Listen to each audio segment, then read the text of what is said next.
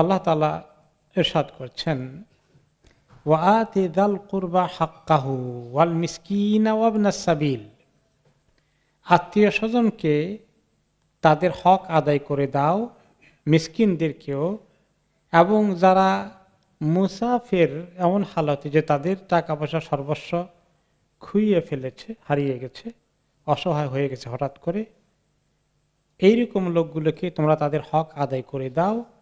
ওয়ালা তুবাযযির তাবযীরা, আর টাকা পয়সাকে অযথা নষ্ট করো না, অপব্যয় করে নিঃশেষ করে দিও না।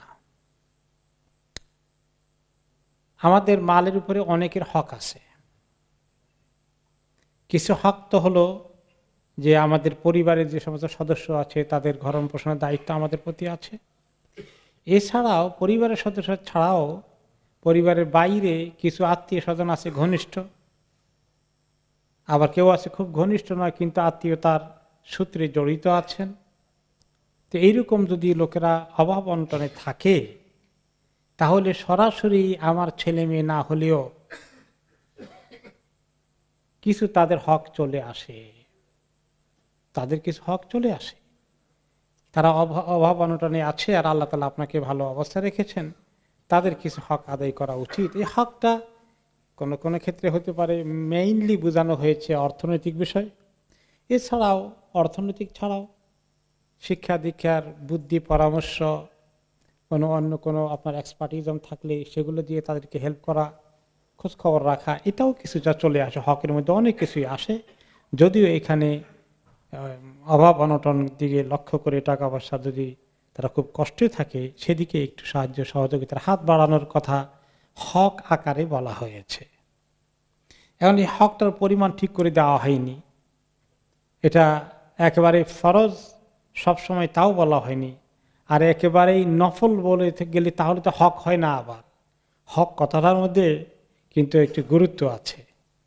আপনার একজন গরিব ভাতিজা আছে, আপনার একজন গরিব চাচা তো ভাই আছে, ফুফাতো ভাই আছে, বোন আছে, এরকম দূরের, তো তাদের খুব কষ্ট হচ্ছে আপনি দেখেন, কিন্তু আপনি সচ্ছল আছেন, তো তাদের কিছু হক চলে আসে। আল্লাহ তাআলা অবশ্যই এখানে ওপেন রেখেছেন, বলে দেন না যে 10% হক তাদের আছে দিয়ে দাও, এটা আল্লাহ তাআলা বলেননি। এই হকটা আদায় করার জন্য ফরজ জাকাত থেকে আমরা অনেক সময় চেষ্টা করি, কিন্তু সেখানে সীমাবদ্ধ না থেকে যদি আপনার অনেক থাকে তাহলে আপনি জাকাতের বাইরেও তাদেরকে একটু দান খয়রাত করার কাজটা করেন, এটা আল্লাহ তাআলা দেখতে চান। সেই জন্য হক কথাকে আল্লাহ তাআলা ব্যবহার করেছেন। আর মিসকিন, গরিব মিসকিন, তারা আত্মীয় হতে পারে, আত্মীয় নাও হতে পারে, প্রতিবেশী হতে পারে, অথবা দূরেরও কেউ হতে পারে, কিন্তু আসলে কষ্টে আছে। পৃথিবীর অনেক জায়গায় আছে যে তাদের সঙ্গে আমাদের কোনো আত্মীয়তার সম্পর্ক নেই, কিন্তু তারা অনেক অনেক কষ্টে আছে। বিভিন্ন জায়গায় রিফিউজিগণ, রোহিঙ্গা শরণার্থীগণ, সিরিয়ার, ফিলিস্তিনের বিভিন্ন জায়গায় তারা যে কষ্টে আছে, অভাব অনটনে, কোনো সময় দুর্ভিক্ষের শিকার হয়ে যায়, কোনো সময় যুদ্ধের শিকার হয়ে যায়, যে কোনো তরিকায় মিসকিন, কাছের হোক দূরের হোক, তাদেরকে কিছু হক আছে তোমাদের প্রতি, তাদের হক আদায় করো। ওয়াফি আমওয়ালিহিম হাক্কুল লিসাইলি ওয়াল মাহরুম। অন্য আয়াতে আল্লাহ তাআলা বলেছেন, তাদের সম্পত্তি, যাদেরকে আমি সম্পদ দিয়েছি, একটু ধনী করেছি, সচ্ছল করেছি, তাদের সম্পদে হক রয়েছে যারা মাহরুম, বঞ্চিত আছে, সাইল, যারা হাত পাততে হয়, যাদের চলার কোনো উপায় নেই, তাদের হক আছে। ওয়াফি আমওয়ালিহিম হাক্কুল লিসাইলি ওয়াল মাহরুম। তাহলে ধনীদের সম্পত্তিতে গরিবদের হক আছে। একটা হক জাকাতের মধ্যে সীমাবদ্ধ, শতকরা 2.5%, যেটা 2.5%, এটাই শুধু হক নয়। হক কথাটা অনেক আম, অনেক ব্যাপক, এবং যখন বেশি মানুষ অভাবে দুর্ভিক্ষে পড়ে যায়, তখন যদি কেউ আশেপাশে ধনী থাকেন, তার জন্য দায়িত্ব হয়ে পড়ে যে অসহায় মানুষগুলোকে সাহায্য সহযোগিতার হাত প্রসারিত করা। তো সেটা মিসকিন আকারে সব মানুষ সামিল হয়ে যায়। এই মিসকিনের মধ্যে মুসলিম অমুসলিম সব চলে আসে। শুধু মুসলিমদেরকে দিতে হবে, অমুসলিমরাও যদি অভাবে অনটনে কষ্ট পায় তাদেরকে দিলেও দেওয়াও দায়িত্ব আছে, যদি কাছে ধারে থাকে এবং কষ্টে পড়ে। এই জন্য আমরা যখন বিভিন্ন জায়গায় দুর্যোগে, প্রাকৃতিক দুর্যোগের খবর আসে, যেমন নেপালে হয়েছে দুর্ভিক্ষ এবং ভূমিকম্প হয়েছিল কয়েক বছর আগে, অনেক মানুষ মারা গিয়েছে, বাকিরা সব অসহায় হয়ে গেছে, ঘর বাড়ি সব চুরমার, খাওয়া দাওয়া থাকার কোনো অবস্থা ছিল না, সেখানে আপনারা অনেকে দান করেছেন। এক্ষেত্রে তারাও মিসকিনের ক্রাইটেরিয়াতে পড়ে যায়। ওয়াবনে সাবিল, আর ইবনে সাবিল বলা হয়, ইবনে শব্দের অর্থ পুত্র বা সন্তান, সাবিল মানে পথ, রাস্তা। তো রাস্তার সন্তান অর্থাৎ কি, মানে রাস্তা চলতে গিয়ে মুসাফির কোনো কারণে যদি এমন হয় যে তার সর্বস্ব নিয়ে গেছে, মনে করেন পকেট মার, তার হাইজ্যাকার তার ব্যাগটা নিয়ে চলে গেছে, এখানে মোবাইল ফোন আছে, এখানে আপনার তার ওয়ালেট আছে, টাকা পয়সা, তার ব্যাংক কার্ড আছে, এভরিথিং নিয়ে চলে গেছে। এই লোকটা আমেরিকা গিয়েছে, কানাডা গিয়েছে, অস্ট্রেলিয়া গিয়েছে, এখন তো সে আশেপাশে কাউকে চিনিও না, কেউ নাই, লোকটা হয়তো ধনী। এই মুহূর্তে হঠাৎ করে তিনি একেবারেই নিঃস্ব হয়ে গেছেন, অসহায় হয়ে গেছেন। এরকম কোনো লোক আপনার আশেপাশে দেখলে, সত্যি কোনো ঘটনা যদি পাওয়া যায়, তাহলে তাদেরকেও সাহায্য করা দরকার। ধনী হলেও জাকাত থেকেও দিতে পারবেন, এখন তার জাকাত খাওয়া জায়েজ আছে টেম্পোরারিলি, কিন্তু কোন এক সময় তিনি যদি কন্ট্যাক্ট করতে পারেন, ফোন করতে পারেন, ব্যাংকে যোগাযোগ করে টাকা বের করতে পারেন, তখন তার জন্য আর জাকাত ফিতরা অথবা এই জাতীয় কিছু খাওয়া আর জায়েজ নেই। তো ইবনে সাবিল এরকম লোকদেরকেও, হঠাৎ করে বিপদগ্রস্ত লোকদেরকে, যারা কোনো কারণে অর্থশালী হলেও এই মুহূর্তে একদম বেকায়দা পড়ে গিয়েছে, তাদেরও তোমাদের প্রতি হক আছে। এটাকে অনেক সময় মিসইউজ করে লোকেরা। আপনি মক্কা মদিনায় গেলে কি দেখবেন, কোনো একটি বিশেষ দেশের লোকজন আছে, অন্য দেশেরও কিছু কিছু আছে, এরা এমন পটু, এমন কাহিনী বানায়, আপনার কাছে আস্তে করে বলবে আপনি কোত্থেকে আসছেন, কি সমাচার, আপনি খাবার কিনছেন, কিছু কিনছেন, দেখলে পিছনে পিছনে লাগে যে আমি অসহায়, হঠাৎ করে আসছিলাম, আমার ব্যাগটা ছিনিয়ে নিয়ে গেছে পকেট মার, আমার টাকা পয়সা, ব্যাংক কার্ড সব নিয়ে গেছে, আমি একেবারে খালি রাস্তায় পড়ে আছি। কি সুন্দর স্বাস্থ্য, গায়ের জামা কাপড় সবই ঠিক আছে, প্রফেশনাল, ভেরি প্রফেশনাল। তো আবার এরকম বেকুবদেরকে উৎসাহিত করা ঠিক নয়। আপনার যদি ভালোই ডাউট হয়ে যায়, তাহলে এদেরকে দেওয়া মানে এই অন্যায় কাজে সহযোগিতা হয়ে যায়। কেউ কেউ আবার মানে একটু আরবদের মধ্যে কেউ কেউ আসে, বলে যে না আপনি দেন, ও আম্মা সাইলা ফালা তানহার, হাত পাতলে কেউ তাকে ধমক দিও না, মানা করো না, দাও। তো হাত যখন পাতছে দিয়ে দেই, জানি না হইতেও তো পারে তার কথা ঠিক। তো এই কারণে আবার অনেকে তারা সুযোগ পেয়ে বিগ গ্রুপ অফ দেম, মানে একজন দুইজন না, এরকম দলে দলে তারা বিভিন্ন জায়গায় আসে, হজের মধ্যে, সাইর মধ্যে, তাওয়াফের মধ্যে, আপনার হারাম শরীফে, মক্কা মদিনা, এইভাবে ঘুরঘুর করে কিছু লোকজন। সুবহানাল্লাহ, আমি আশ্চর্য হয়ে যাই, চেহারার দিকে তাকিয়ে দেখি যে কি সুন্দর স্বাস্থ্য, কাপড় সব গায়ে কি ঠিক আছে, কিভাবে কাহিনী বানাচ্ছে। এই ব্যাপারে এত দুর্ভাগা কিছু মুসলিম, তারা মনে করে আপনাকে পটাতে পেরে সে খুব একটা, এরকম যদি সারাদিনে মাসখানিক থাকে, এক সপ্তাহ থাকে, ভালো পয়সা বানাই ফেললো, আপনাকে ধোকা দিয়ে ফেললো। এটা সে তো আর চুরি করলো না, ডাকাতি করলো না, খুব কনফিডেন্সে আছে। কিন্তু এটাও কি জঘন্য গুনাহ না?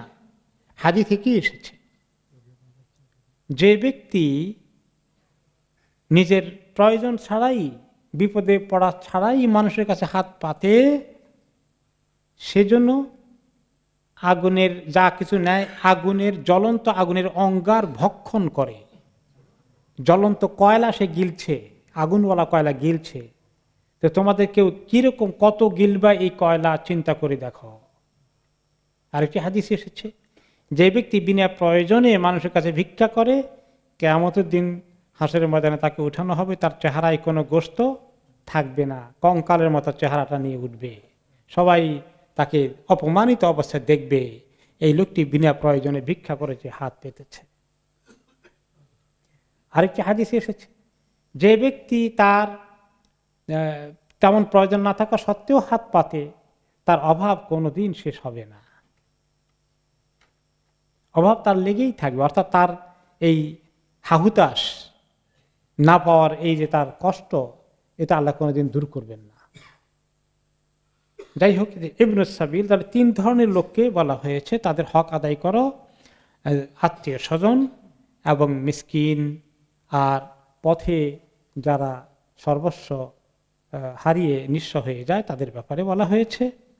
কিন্তু এখানে যাল কুরবা, আত্মীয় স্বজনের হক বলতে আমরা আগেই বলেছি যে শুধুমাত্র টাকা পয়সার দিক নয়, আত্মীয় স্বজনের বহু রকমের হক রয়েছে। তাদের খোঁজ খবর রাখা, এটাকে বলা হয় সিলাতুর রাহিম। আত্মীয় স্বজনের সঙ্গে সম্পর্কটাকে স্বাভাবিক রাখা, যোগাযোগ রাখা, খোঁজ খবর নেওয়া দেওয়া, অসুস্থ হলে দেখতে যাওয়া, তাদের কোনো তারা দাওয়াত দিলে কষ্ট না হলে হাজির হওয়া, নিজেদের কোনো আচার অনুষ্ঠানে তাদেরকে খোঁজ খবর রাখা, দেওয়ার চেষ্টা করা ইত্যাদি। আর যদি কোনো ভুল বোঝাবুঝি হয় তাহলে সম্পর্ক ছেদ না করে সম্পর্ককে জোড়া লাগানোর চেষ্টা অব্যাহত রাখা, এগুলো সব কিছু সিলাতুর রাহিম। এটি একটি বড় ইবাদত। এই বিষয়ে কোরআন হাদিসে অনেক গুরুত্ব দেওয়া হয়েছে। যেমন একটা হাদিসে এসেছে যে কেউ যদি চায়, মান আহাবান ইউবসাতাল্লাহু ফি রিজকিহি ওয়া ইউনসাল্লাহু ফি আজালিহি ফালিয়াসিল রাহিমা, যে ব্যক্তি চায় যে তার রিজককে আল্লাহ তাআলা আরো প্রসারিত করে দিন এবং তার হায়াতকে বর্ধিত করে দিন, এরকম কেউ যদি হায়াত বাড়াতে চায়, নিজের রিজকের মধ্যে বরকত আনতে চায়, তাহলে সে যেন আত্মীয় স্বজনের সঙ্গে সুসম্পর্ক বজায় রাখে, সম্পর্ক মেনটেন করে, সম্পর্ক কখনো যেন সে বিচ্ছেদ না করে। এই ব্যাপারে অনেকগুলো হাদিস এসেছে এবং সম্পর্ক ছেদ করা বিভিন্ন কারণে, ছোটখাটো মতবিরোধের কারণে, মনোমালিন্যের কারণে সম্পর্ক নষ্ট করাটা একটি বড় ধরনের কবিরা গুনাহ। আল্লাহ তাআলা কোরআনে পাকে নিজে আমাদেরকে আত্মীয়তার সম্পর্ক মেনটেন করার জন্য অনেক ধরনের ওসিয়ত করেছেন। আল্লাহ তাআলা একটি আয়াতে বলেন, সূরা নিসার 36 নম্বর আয়াতে, ওয়াত্তাকুল্লাহাল্লাযী তাসাআলুনা বিহি ওয়াল আরহাম, তোমরা আল্লাহকে ভয় করো, যে আল্লাহর কাছে, যে আল্লাহর দোহাই দিয়ে তোমরা একে অপরের কাছে কিছু চাও, দাবি করো। আল্লাহর দোহাই দিয়ে বলছি, আমার কথাটা রাখেন। আমরা বলি অনেক সময় যে এই আল্লাহর কসম দিয়ে যে আল্লাহর কাছে তোমরা একে অপর থেকে কিছু পেতে চাও, সেই আল্লাহকে ভয় করো। আর আল আরহাম, রেহেমের সম্পর্ককে তোমরা মেনটেন করো, এটাকে ভয় করো, এটাকে যাতে নষ্ট না করো কোনো সময়, এটাকে যেন কেটে না ফেলো। আরহাম রেহেম থেকে, অর্থাৎ রক্তের সম্পর্ক, সেটা নিজের রক্তের সম্পর্ক বলতে মা বাবার দিক থেকে আসা, এটা যেমন হতে পারে। অপর দিক থেকে শ্বশুরালয়ের সঙ্গে যে সম্পর্ক, এটাও আরহাম রেহেমের মধ্যে পড়ে। উভয় দিকের এই সম্পর্ক, আমাদের দুটো সম্পর্ক, এটা রক্তের সম্পর্ক, পিতামাতা ভাই বোনের দিক থেকে এসেছে। আরেকটা হচ্ছে বিয়ে শাদী করার পরে শ্বশুরালয়ের মাধ্যমে আরেকটি বিশাল রেহেমের সম্পর্ক হয়েছে। একটা নাসবের সম্পর্ক আর একটা রেহেমের সম্পর্ক, দুটোকেই আল্লাহ তাআলা মেনটেন করতে বলেছেন। আমি মাঝে মাঝে এক্সাম্পল দেই, মানুষ যে সহজেই তালাকের দিকে চলে যায়। বিয়ে শাদী যখন হয়ে গেল, কোনো একটা পরিবারের সঙ্গে আপনার বিয়ে হলো, আপনার সন্তানের বিয়ে হলো, এমন জায়গায় বিয়ে হয়েছে আগের কোনো আত্মীয়তা ছিল না। যেদিন বিয়ে হয়ে গেল, এই দিন আত্মীয়তার সম্পর্কের কয়জন জোগাড় হয়েছে বলেন তো দেখি?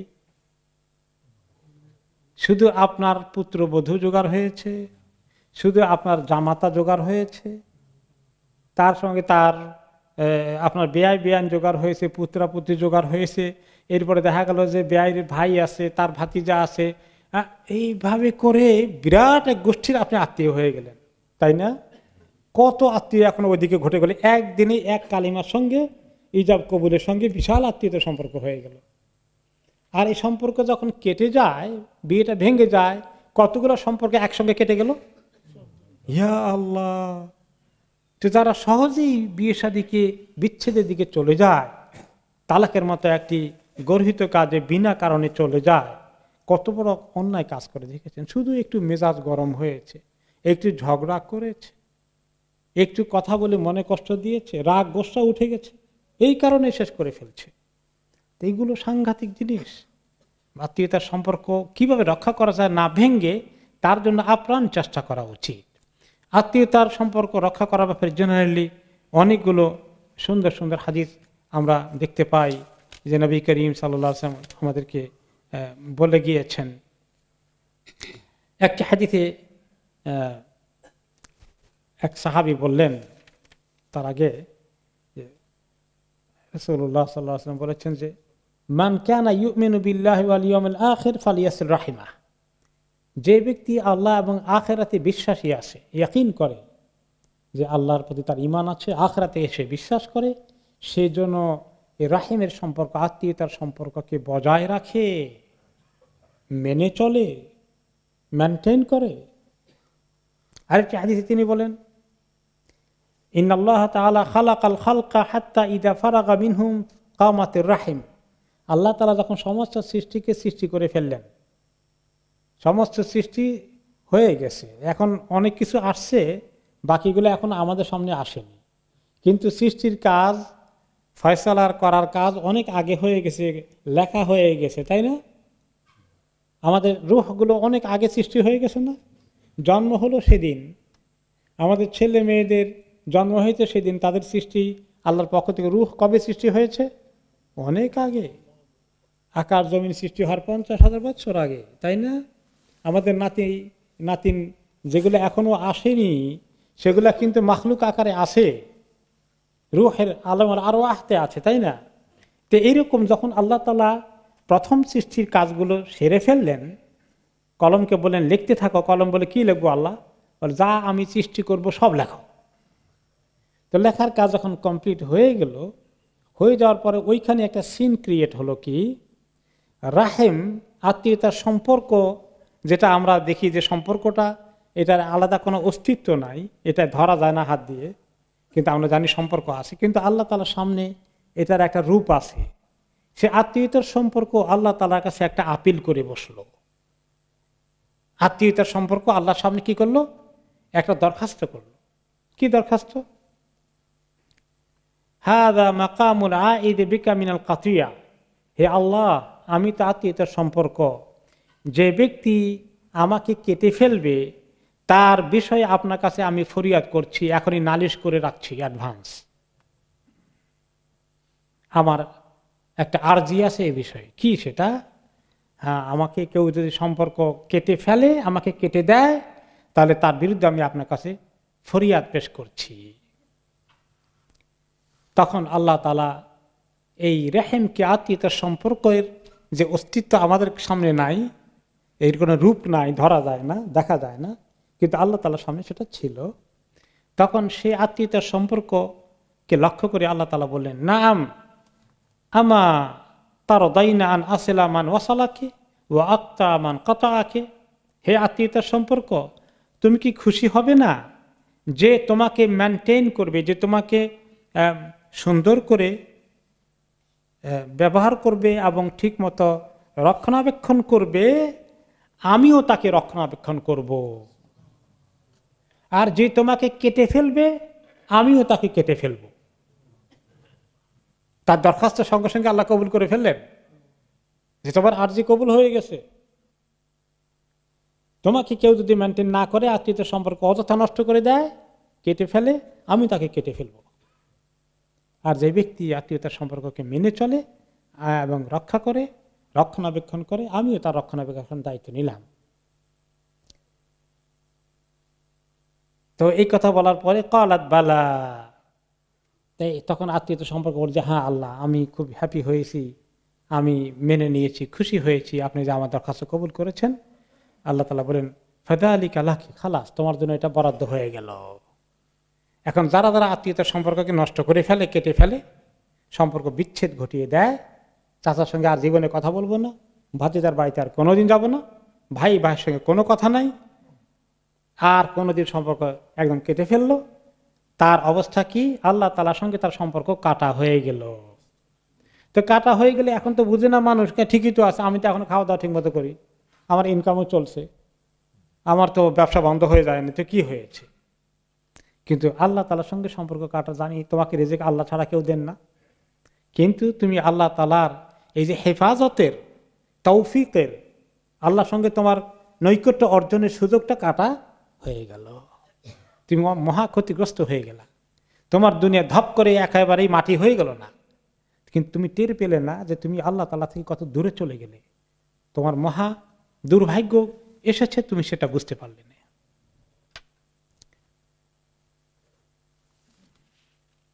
এরপরে আল্লাহ তাআলা এই বিষয়ে কত গুরুত্ব দিয়েছেন, রাসূলুল্লাহ সাল্লাল্লাহু আলাইহি ওয়াসাল্লাম আমাদেরকে বললেন যে আত্মীয়তার সম্পর্কে ক্ষেত্রে একই ধরনের কথা, ওয়ালাকিন্না এক ব্যক্তিকে তিনি বললেন যে যে ভালো ব্যবহার করে ওই আত্মীয়ের সঙ্গে ভালো ব্যবহার সবাই করতে চায়, কারণ যে ভালো ব্যবহার করছে খামাকা আপনি তার সঙ্গে খারাপ ব্যবহার কেন করবেন? যে সম্পর্ক রাখে আপনিও তার সঙ্গে রাখেন। কিন্তু কেউ যদি কোনো কারণে কখনো সম্পর্ক কেটে ফেলে, এখন আপনি কি করেন? সে কাটছে, আমি রাখবো কি দিন? আমি ঠেকছি নাকি? আমি কি এত ছোট হয়ে গেছি নাকি? এই ঠকে গেলেন। আপনি মনে করেছিলেন সে আপনাকে অপব্যবহার করেছে, দুর্ব্যবহার করেছে, কষ্ট দিয়েছে, আপনাকে অপমান করেছে, এখন আপনি কেন সম্পর্ক রাখবেন? আপনি নিচু হবেন কেন তার কাছে? আমি সম্পর্ক রাখবো, সে মনে করবে দেখছো এত দুর্ব্যবহার করছে তাও ছাড়ে না, লজ্জা শরম নাই। আপনি এরকম চিন্তা করেন? এই বিষয়ে একটা হাদিসে রাসূলুল্লাহ সাল্লাল্লাহু আলাইহি ওয়াসাল্লাম বললেন, লাইসাল ওয়াসিলু বিল মুকাফি ওয়ালাকিনাল ওয়াসিল আল্লাযী ইযা কাতাআত রাহিমুহু ওয়াসালাহা। ওই ব্যক্তিকে বলা হয় না যে আত্মীয়তার সম্পর্ক ঠিক রাখে, যাকে অন্যরাও ঠিক রাখার চেষ্টা করে এবং সেও ঠিক রাখে। এইটার নাম শুধু ঠিক রাখা নয়, আসল ঠিক রাখার কাজ কে করে? আল্লাযী ইযা কাতাআত রাহিমাহু ওয়াসালাহা। যে ব্যক্তির সম্পর্ক অন্যরা কাটতে চায়, সে নিজে একতরফা সম্পর্ক ঠিক রাখতে চায়। এটা অনেক বড় আমল। এটাই হচ্ছে আসল আত্মীয়তার সম্পর্ক রক্ষা করার যে সওয়াব হাদিসে এসেছে। যে ব্যক্তি আত্মীয়তার, যে ব্যক্তি চায় তার হায়াত বর্ধিত হোক, যে ব্যক্তি চায় তার রিজিকে বরকত হোক, সেই ব্যক্তি এই স্ট্যাটাস অর্জন করল। তাহলে আমাদের সমাজে অনেক পাওয়া যাবে যে আপনি ভালো তো আমিও ভালো, কিন্তু আপনি খারাপ, তাহলে আমি দেখাবো যে আমি আপনাকে কত খারাপ হইতে পারি, আপনার চেয়ে দ্বিগুণ খারাপ হইতে পারবো। গর্বের সাথে বলি আমরা, তাই না? এরকম আছে না?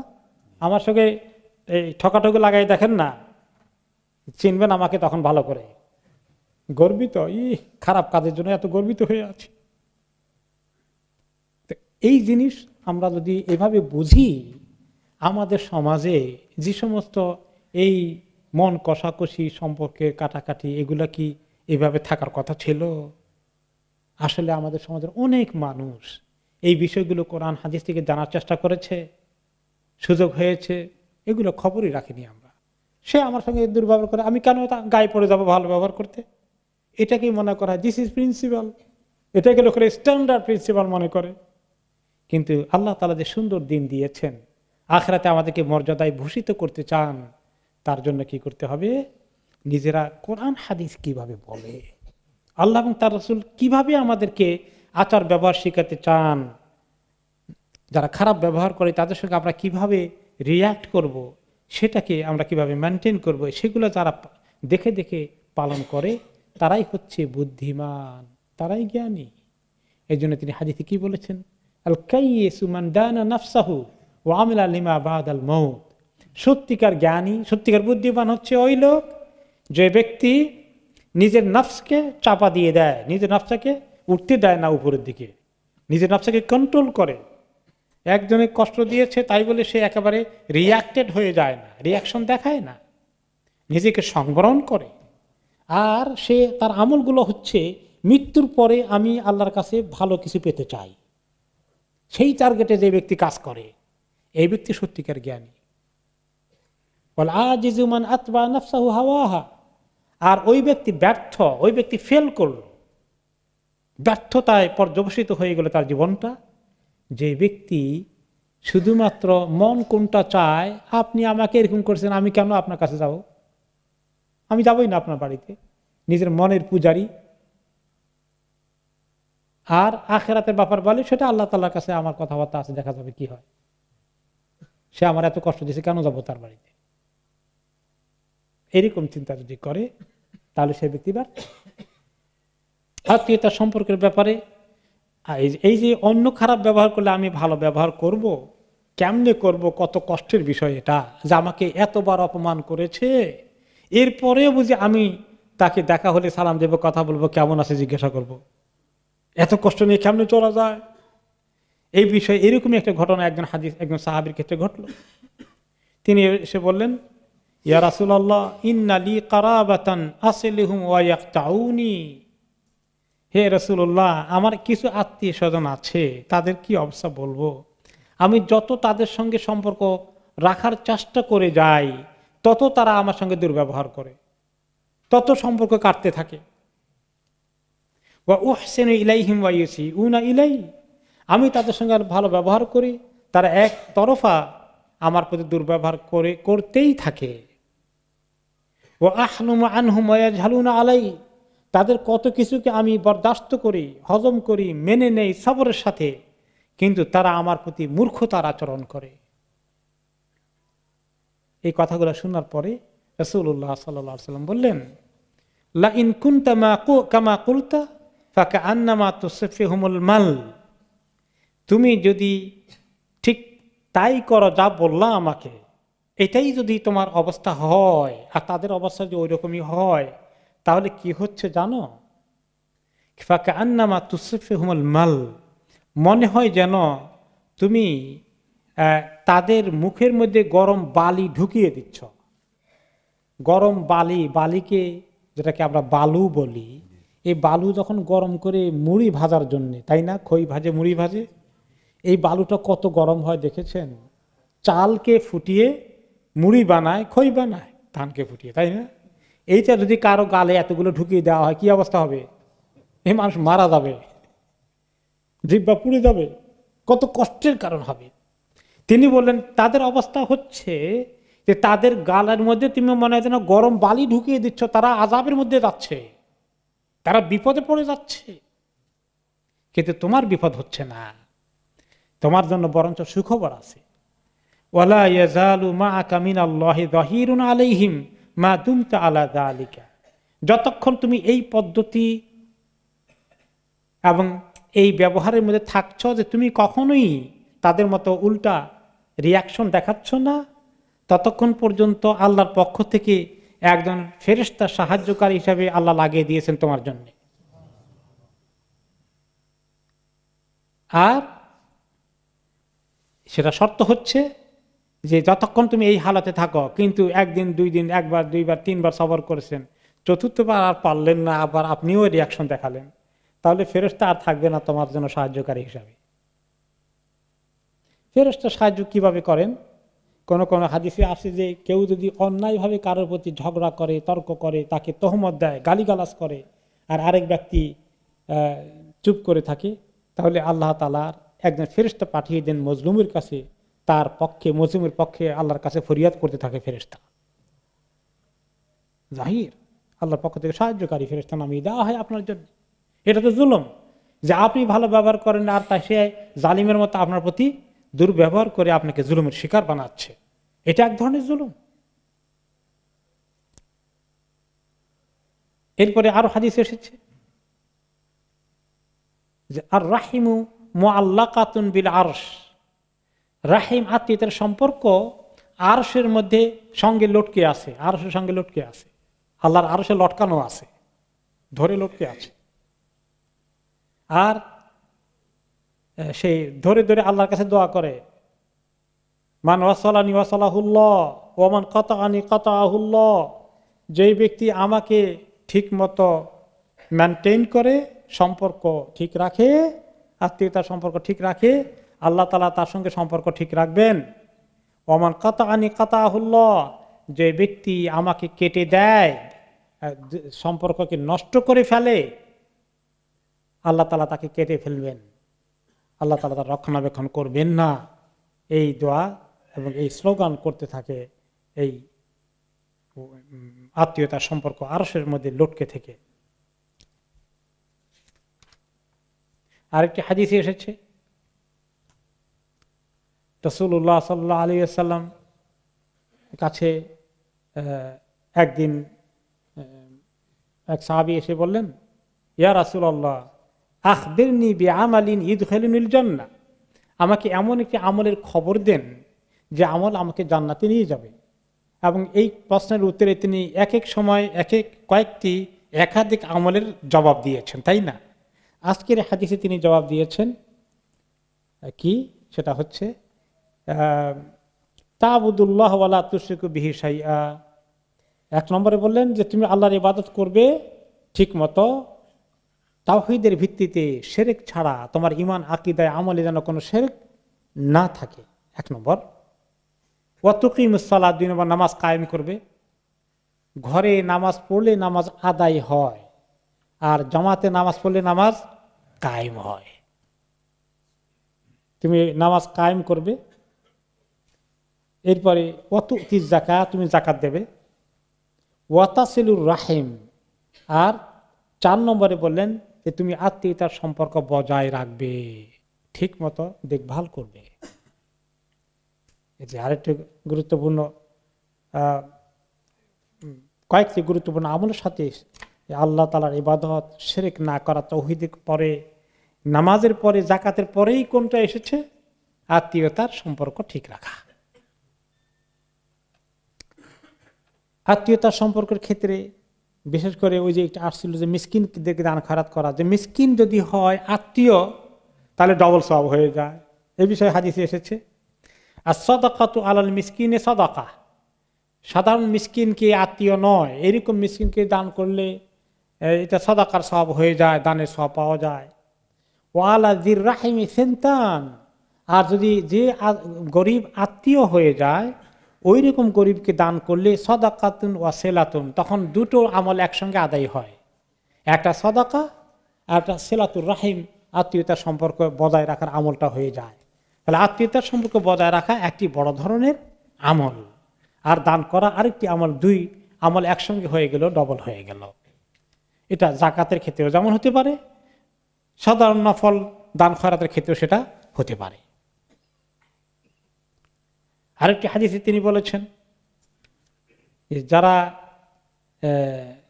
শ্বশুরালয়ের, অনেক সময় দেখা যায় স্বামী স্ত্রীর মধ্যে কথাবার্তা হয়, স্ত্রী চায় তার স্বামী দান খয়রাত যাকাত বেশি একটু তার স্ত্রীর বাড়ির দিকে দিক, আর স্বামী মনে করে আরে আমার সব মা বাবা, আমার আত্মীয় ভাই বোন এদিকে আছে, এদিকে বেশি করে দেবো, কোন দিকে দেবো, আমার দায়িত্ব তো এদিকে বেশি। আর শ্বশুরালয়ের দায়িত্ব কিছু কিছু আছে আসলে। এই ব্যাপারে স্বয়ং রাসূলুল্লাহ সাল্লাল্লাহু আলাইহি ওয়াসাল্লাম নিজের শ্বশুরালয়ের খবর আছে, এটা হাদিসে কি এসেছে। তিনি ভবিষ্যৎবাণী করলেন, আগাম একটা খবর দিলেন উম্মতকে, সেটা কি? ইন্নাকুম সাতাফতাহুনা আরদান ইযকারু ফিহাল কিরাত, তোমরা এমন একটি দেশ একসময় দখল করবে যে দেশের মধ্যে কিরাত, যেটাকে আসলে পরবর্তী পর্যায়ে নাম হয়েছে মিসর। কোনো সময় এটা কিরাত বলা হয়েছে, কোনো সময় এটাকে মিসর, যেটা এখন মিশর বলি আমরা, ইজিপ্ট। সাতাফতাহুনা মিসর, কোনো কোনো হাদিসে মিসর শব্দ এসেছে। এই দেশটা একদিন তোমরা দখল করবে, তোমাদের হাতে আসবে, বিজয় আসবে। এটা মুসলমানদের হাতে ছিল না। পরবর্তী পর্যায়ে ওমর রাদিয়াল্লাহু আনহুর খেলাফতের সময় আমর ইবনে আসের নেতৃত্বে মিশর জয় করেন মুসলমানরা। তিনি বললেন তখন তোমরা এই দেশটাকে জয় করবে, ফাস্তাউসু বিআহলিহা খায়রা, তোমরা মিশরবাসীর সঙ্গে ভালো ব্যবহার করো, যেন তাদের সঙ্গে দুর্ব্যবহার করো না। কেন? ফাইন্না লাহুম জিম্মাতান ওয়া রাহিমান, তাদের ব্যাপারে তোমাদের কিছু জিম্মাদারি আছে, কিছু দায়িত্ব আছে, তোমাদের সরাসরি কিছু তোমরা ঠেকা আছো তাদের কাছে, আর রাহিমান, তাদের সঙ্গে আত্মীয়তার সম্পর্ক আছে। আর কোনো জায়গায় আসছে, কোনো কোনো রেওয়ায়েতে আসছে জিম্মাতান ওয়া সেহরান। এখন এই জিম্মা বলতে কি বোঝানো হয়েছে, আর সেহের বলতে কি বোঝানো হয়েছে, বা রাহিম বলতে কি বোঝানো হয়েছে, সে বিষয়ে হাদিসে এসেছে। قال العلماء, এর ব্যাখ্যায় এসেছে আর রাহিমুল্লাতি লাহুম কাউনু হাজার উম্মা ইসমাঈল মিনহুম, রাহিমের যে খবর আত্মীয়তার সম্পর্ক, সেটা হচ্ছে যে ইব্রাহিম আলাইহিস সালামের যে বিবি ছিলেন একজন, যিনি ইসমাঈলের মা, ওনার নাম কি? হাজেরা বলেন, আসলে আরবিতে হাজের। হাজের ওনার জন্মভূমি কোথায় ছিল?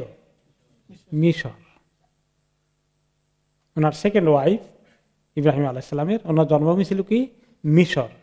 যে তোমরা আরব যারা কোরাইশরা যারা আছো, তিনি তাদেরকে লক্ষ্য করে বললেন, এই মক্কার কোরাইশগণ পরবর্তী পর্যায়ে সাহাবীদের মধ্যে যেমন আবু বকর, ওমর ইত্যাদি, ওসমান, আলী, এবং পরবর্তী পর্যায়ে সাহাবীরা তারা ওনার পরে এই খেলাফতের দায়িত্ব পালন করেছেন, নেতৃত্ব দিয়েছেন। ওনারা ডাইরেক্টলি ইনডাইরেক্টলি কোরাইশ বংশের। কোরাইশ বংশের শুরু থেকে হয়েছে ইসমাইল আলাইহিস সালাম থেকে। ইসমাইল আলাইহিস সালামের নানার দেশ কোনটা? মিশর। যে আত্মীয়তার রেহেমের সম্পর্ক আছে তোমাদের, এদিক থেকে তোমরা এই জন্য, যেহেতু ইসমাইল আলাইহিস সালামের নানার দেশ মিশরের মানুষ, ওখান থেকে ওনার নানি এসেছিলেন, কাজে এটার হকটা আদায় করো, এটা খেয়াল করো, সম্মান করো তাদেরকে। আবার বললেন এই একটা। দ্বিতীয়টা হচ্ছে আবার আমার দিক থেকে আছে সেহের। সেহের মানে যে আমারও এক ধরনের শ্বশুরালয়। ওনার ছেলে যে ইব্রাহিম হয়েছিল 18 মাস বয়সে ইন্তিকাল হয়েছে, এই ইব্রাহিমের মা কে ছিলেন? মারিয়া কিপ্তিয়া। এই কিপ্তিয়া কপটিক, কিপ্তি সম্প্রদায়ের মিশর থেকে আসা। মিশরের বাদশাহ মোকাউকেস ওনাকে গিফট হিসেবে পাঠিয়েছিলেন। পরবর্তী পর্যায়ে নবী করিম সাল্লাল্লাহু আলাইহি ওয়াসাল্লাম সেই বাঁদিকে নিজের স্ত্রীর মর্যাদা দান করেছিলেন অনেকের দৃষ্টিতে, আর কেউ কেউ বলেছেন যে স্ত্রী নয়, কিন্তু বাঁধি হিসাবে ওনাকে তিনি সেই সম্মান দিয়েছেন, কিন্তু অনেকেই বলেছেন তাকে স্ত্রীর মর্যাদা দেওয়া হয়েছে। তো যেহেতু নবী করিম সাল্লাল্লাহু আলাইহি ওয়াসাল্লাম এভাবে শ্বশুরবাড়ির দিক হয়ে গেছে, তো সেই জন্য বলছেন যে আমার যেহেতু শ্বশুরবাড়ির লোকজন, এই জন্য সেই হিসেবে তোমরা তাদেরকেও সম্মান করো, ভালো ব্যবহার করো। তো ইঙ্গিত পাওয়া গেল যে শ্বশুরবাড়ির প্রতি কিছু ভালো ব্যবহার করা, দায়িত্ব পালন করা, ওদিকের গরিব মিসকিন থাকলেও দেখভাল করা, এটাও ঠিক আছে কিনা বলেন? হ্যাঁ, দুই দিকেই করা দরকার। আত্মীয়তার সম্পর্কের দুটো দিক, একটা নসব বংশের মাধ্যমে রক্তের সম্পর্ক, আরেকটা বিয়ে শাদীর মাধ্যমে আত্মীয়তার সম্পর্ক। এই দুটোকেই রাহিমের মধ্যে চলে এসেছে, দুটোকেই আমরা মেনটেন করার দায়িত্ব কিভাবে কোরআন এবং হাদিসে এসেছে আমরা দেখতে পেলাম। এই যে কথাটা আসলো ওয়াতিদাল কুরবা হাক্কাহু, যে গরিব আত্মীয় স্বজনকে তাদের হক আদায় করো। এই হকটা তাহলে শুধুমাত্র অর্থনৈতিকভাবে নয়, যারা গরিব মিসকিন তাদের হক একটু বেশি, ঠিক আছে ফাইন্যান্সিয়ালি, আর যারা গরিব নয় তাদের অনেক হক আছে। তাদের ছেলে মেয়েদেরকে লেখাপড়ার ব্যাপারে একটু গাইড করা, তাদের দিনদারি অবস্থা ভালো না, তাদেরকে দিনদারির দিকে নিয়ে আসা, দায়িত্ব পালন করা। আপনি বাইরে দাওয়াতি কাজ করেন ভালো, কিন্তু আপনার আত্মীয় স্বজন যারা আছে তারা দিন থেকে বঞ্চিত, তাদের হক বেশি না? যেমন কু আনফুসাকুম ওয়া আহলিকুম নারা, নিজের পরিবারের ছোট পরিবারের পরে এক্সটেন্ডেড ফ্যামিলি, বড় পরিবারের দিকে আস্তে আস্তে গেলাম, আত্মীয়তার আমরা চাচা দিকে গেলাম, ফুফার দিকে, খালুর দিকে, আস্তে আস্তে যেতে যেতে কাজিনদের দিকে, এভাবে যেতে যেতে আত্মীয়তার সম্পর্কের মধ্যে দাওয়াতি কাজ বেশি করে করা, সেটা একটা বড় আহালের দিকে চলে যায়। এটা যেমন চলে আসে, এইভাবে তারা অসুস্থ হয়ে গেলে তাদের আপনার কোনো বিষয়ে আপনার যদি সুযোগ সুবিধা থাকে আপনি তাদেরকে হেল্প করতে পারেন। তারা অসহায় হয়ে গেছে, যে কোনো বিষয়ে আপনার সাহায্য চাচ্ছে, সাহায্য করা, পরামর্শ দেওয়া ইত্যাদি ক্ষেত্রে এগুলো যোগাযোগ রক্ষা করা, মেনটেন করা, এটা একটা বড় ধরনের নেক আমল। আমাদের অনেক মা বাবা মুরব্বীদেরকে দেখেছি যে ওনারা এটাকে খুব করে গুরুত্ব দিতেন। আধুনিক জমানায় এগুলোর কিছুটা কমে এসেছে, যান্ত্রিকতায় ঢুকে মানুষ এত সময় নষ্ট করে না, যাওয়া আসা করে না, দেখা সাক্ষাৎ করে না, খুব সীমাবদ্ধ একদম ছোট্ট গণ্ডির আত্মীয়তাকে মেনটেন করে, একটু অ্যাক্সিডেন্টটাকে আসলে মেনটেন করে না। হাদিসে এসেছে আল আকরাব ফাল আকরাব, সবার হক আছে, তবে যে বেশি কাছে তার হক একটু বেশি। তারপর তিনি বলছেন অন্য হাদিসে যে আদনাকা সুম্মা আদনাকা, তোমার কাছে এরপরে কাছে যে, তারপরে কাছে যে, এইভাবে করে এটা অনেক দূর যেতে পারে আত্মীয়তার নেটওয়ার্ক। সবার হকের ব্যাপারে যতদূর পারা যায় তোমার তৌফিক অনুযায়ী চেষ্টা করা, এটি একটি ভালো নেক আমল। এটাকে অনেকে সামাজিক কাজ মনে করবে, কিন্তু এই সামাজিক কাজটাও কি ইবাদত। আমাদের অনেক সামাজিক কাজগুলো কি ইবাদত। মানুষের সঙ্গে ভালো ব্যবহার করা, সুন্দর করে কথা বলা, এটা একটা শিষ্টাচার, এটা একটা আচার ব্যবহার, কিন্তু হাদিসের দৃষ্টিতে এটা একটি বড় ইবাদত, বড় আমল, এমন আমল যেটা নেকির পাল্লা সবচেয়ে ভারী হয়ে যায়। আসকালু ফি মিজানিল আবদ। এই জন্য অনেকগুলো সামাজিক বিষয় কিন্তু আসলে আমাদের দিনই ইবাদত। এগুলোকে আমরা দিন মনে করি না, ইবাদত মনে করি না।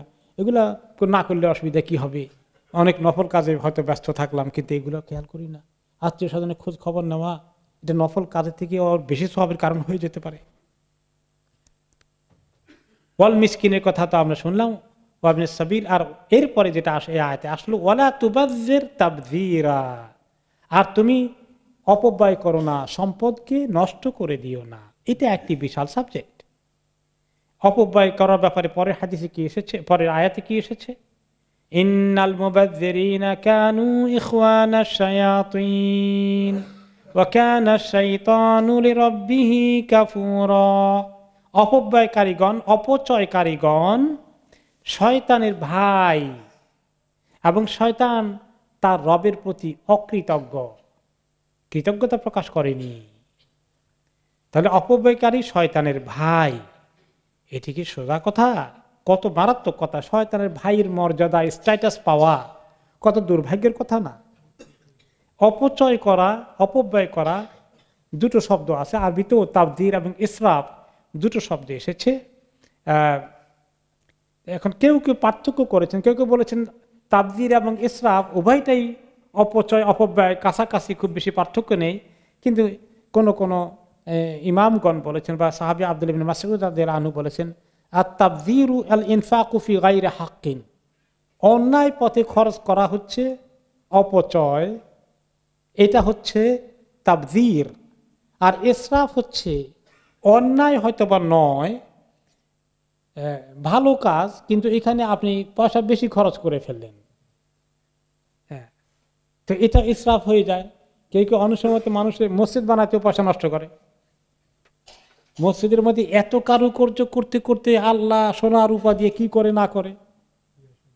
তো এগুলা আমি তো এক্সাম্পল দিলাম যে দিনই কাজ, মসজিদ বানানো ভালো কাজ, কিন্তু এর মধ্যে যখন অযথা পয়সা খরচ করলো, অতিরিক্ত ডেকোরেশন করলো, এটা কিন্তু আসলে একদম নিষেধ। আখেরি জমানায় রাজা বাদশারা মসজিদকে কম্পিটিশন করে করে এই ডেকোরেশন করতে করতে যায়। এটা কিয়ামতের একটি আলামত। কিয়ামতের আগে মুসলমানরা মসজিদের মধ্যে খুব বেশি কম্পিটিশন করে কে কত সুন্দর মসজিদ বানাতে পারে, কত বেশি কারুকার্য খচিত কাজ করবে, এইটার কম্পিটিশন লাগবে। আর মসজিদের ভিতরে অবস্থা খালি থাকবে, মুসল্লির খবর নাই। কিয়ামতের দিকে চলে যাবে মানুষ, এই আগে কাজ করবে। এই দিনই বিষয়। এছাড়া অপচয় অপব্যয় আমাদের জীবনে কি পরিমাণ হয়। One of the important event, এই বিয়ে শাদীর মধ্যে, বিয়ে শাদী কেন্দ্রে কি পরিমাণ অপব্যয় হয় বলেন তো? এত অপব্যয়, এত অপচয় বিয়ে শাদী উপলক্ষে হয়, চিন্তা করা যায় না। এত বেশি অপচয় করা হয় বিয়ে শাদীর মধ্যে।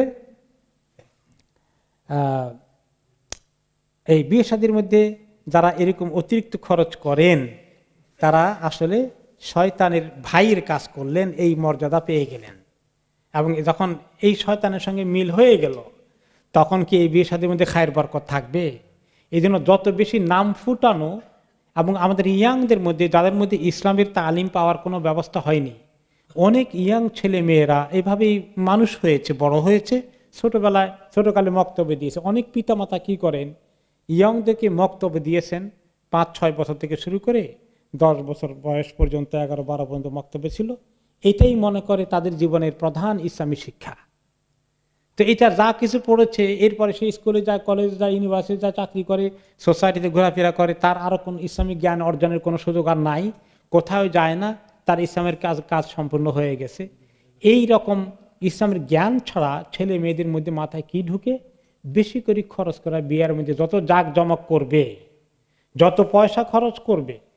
লেহেঙ্গার দাম এক এক মহিলা দাবি করে 2000, 3000, 4-5 হাজার টাকা নাকি, পাউন্ড নাকি আছে। এক একটা হলের ভাড়াই রায় 20-30 হাজার পাউন্ড। কি মানে জাঁকজমকের অনুষ্ঠান! জীবনে একবার, আর কি কোনোদিন বিয়ে করব নাকি? এমন করতে হবে যাতে সবাই বলে, বাহ, বাপের বেটা কাজ করেছে। আর এই তো ছেলে মেয়েদের অবস্থা, কোনো মা বাবারও একই অবস্থা। দিনই কাজে, মসজিদের কাজে, আল্লাহর রাস্তায় দান করার ব্যাপারে হাত দিয়ে বাইর হয় না, 10 পাউন্ডও বাইরে তো যায় না। আর এখানে এত পয়সা খরচ করবে, একটু বড় লোকই দেখাবে, শোয়িং অফ। এই ধরনের একটা মেন্টালিটি কাজ করে কিনা অনেকের মধ্যে। অনেক, এত টাকা এত নষ্ট করা, এগুলো অতিরিক্ত, এগুলো বাড়াবাড়ি, এবং শয়তান চায় মানুষ এই কাজগুলো করুক। কোরআন হাদিসে এই ব্যাপারে সাংঘাতিকভাবে নিষেধ করা হয়েছে, শক্তভাবে। কোরআন পাকে সূরা আল আরাফের 31 নম্বর আয়াতে আল্লাহ তাআলা কি বলেছেন? ইয়া বানি আদম খুযু জিনাতাকুম ইনদা কুল্লি মাসজিদিন ওয়া কুলু ওয়াশরাবু ওয়া লা তুসরিফু ইন্নাহু লা ইউহিব্বুল মুসরিফিন। হে বনি আদম, আদম সন্তানগণ, তোমরা যখন মসজিদে যাবে, তোমাদের সুন্দর আবরণ পরে নিও, সুন্দর কাপড় চোপড় পরে মসজিদে এসো। মসজিদে একটু সুন্দর কাপড় চোপড় পরে আসতে হয়।